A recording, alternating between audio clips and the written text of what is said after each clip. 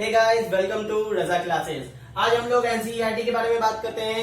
NCERT क्या है? National council of educational research and training. याद रखिएगा, इस वर्ड को बहुत ध्यान दीजिएगा। एजुकेशनल जब भी ऑप्शन में देता है तो दो देता है, एक देगा national council of education and research and training, और यहाँ पर होता है एजुकेशनल, इसलिए इस बात को बहुत ध्यान दीजिएगा। एनसीईआरटी में national council of educational research and training, इसको स्टार्ट कब हुआ था? 1961 में आया था। और इसके डायरेक्टर का नाम याद रखिएगा, अभी है एच सेनापति। एच सेनापति इसके डायरेक्टर है, और इसके प्रेसिडेंट कौन है? रमेश पोखरियाल।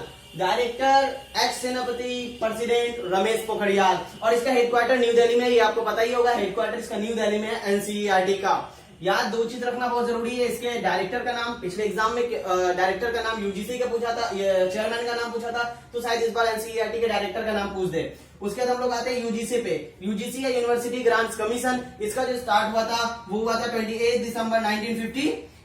इसको याद रखने वाली बात है, यूजीसी यूनिवर्सिटी ग्रांट्स कमीशन, इसी के अंदर सब आता है, इसमें ज्यादातर इसका पूछा जाता है। और इसके चेयरमैन है डीपी सिंह। इसके चेयरमैन का नाम क्या है? डीपी सिंह। इसका इनॉग्रेशन जो किए थे वो मौलाना अबुल कलाम आजाद, हमारे मौलाना आजाद, जो हमारे यूनिवर्सिटी का नाम है मौलाना आजाद नेशनल उर्दू यूनिवर्सिटी, उन्हीं के नाम से इनका पढ़ा हुआ है, इसलिए इनको याद रखिएगा कि इनॉग्रेशन इनके कौन किए थे? मौलाना अबुल कलाम आजाद किए थे 1953 में।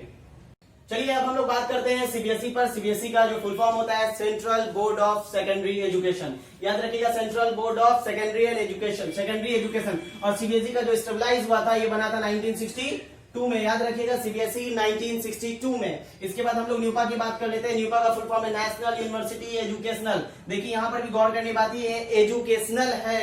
अक्सर यहाँ पर एजुकेशन देकर आपको कंफ्यूज करता है, कंफ्यूज नहीं होना है, याद रखना एजुकेशनल है। National university educational planning and administration. ये भी जो स्टेबलाइज हुआ था 1962 में, एक जगह इसलिए मैंने लिखा है ताकि आपको समझ में आ जाए। सीबीएसई और न्यूपा जो है वो सेम ईयर में हुआ था। 1962 में सीबीएसई भी हुआ था, 1962 में न्यूपा भी हुआ था। और इसमें याद रखिएगा सिर्फ educational important, national university educational planning and administration. अब हम लोग आते हैं यशपाल कमेटी। यशपाल कमेटी जो आई थी वो 1993 में आई थी।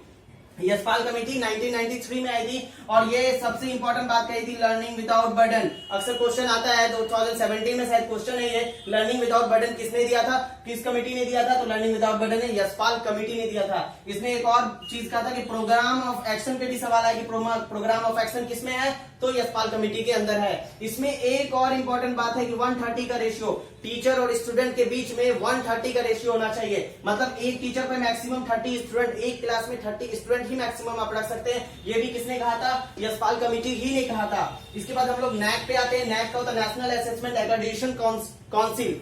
ये याद रखिएगा, इसका फुल फॉर्म ये कब आया था? तो 1994 में आया था। ये कब आया था? 1994 में। इसके हेडक्वार्टर से ही पूछता है सवाल कि नैक का हेडक्वार्टर कहाँ है? तो हेडक्वार्टर बैंगलोर, कर्नाटका बैंगलोर में है। याद रखें। लोग एसएसए पे डिस्कस कर लेते हैं। एसएसए का फुल फॉर्म है सर्व शिक्षा अभियान। एसएसए का फुल फॉर्म क्या है? सर्व शिक्षा अभियान। ये कब आया था? तो 2001 में आया था। कब आया था? 2001 में। एसएसए 2001 में। ये किस पे जोड़ किया था? 6 to 14 के जितने भी बच्चे थे उसको फ्री एंड कंपल्सरी एजुकेशन पे इसमें ये किया था, फोकस किया था कि 6 to 14 के जितने भी बच्चे हैं ये क्या होंगे कि इनको फ्री एंड कंपल्सरी एजुकेशन मिलना चाहिए। इसमें जो पैसा खर्च होता है वो याद रखिएगा, सेंट्रल की तरफ से 85% दिया जाता है और स्टेट की तरफ से 15% दिया जाता है। ये याद रखने वाली इसमें बात है कि एसएसए में सेंट्रल की तरफ से 85% फिनेंशियली मदद होता है और 15% स्टेट की तरफ से होता है। इसके बाद आ जाइए रमसा आरएमएसए। आरएमएसए को बोलते हैं राष्ट्रीय माध्यमिक शिक्षा अभियान। इसको बोलते हैं क्या? ये आया था 2009 में। कब आया था? 2009 में आया था रमसा।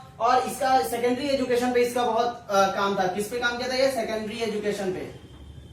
इसके बाद है रूसा, राष्ट्रीय उच्चतर शिक्षा अभियान। क्या नाम है? राष्ट्रीय उच्चतर शिक्षा अभियान, हिंदी का टर्म है, इसको इंग्लिश में लिखा गया है। रूसा को बोलते हैं राष्ट्रीय उच्चतर शिक्षा अभियान। ये कब आया? 2013 में आया है, और ये 2013 में आया है, और ये हायर सेकेंडरी के लिए आया था।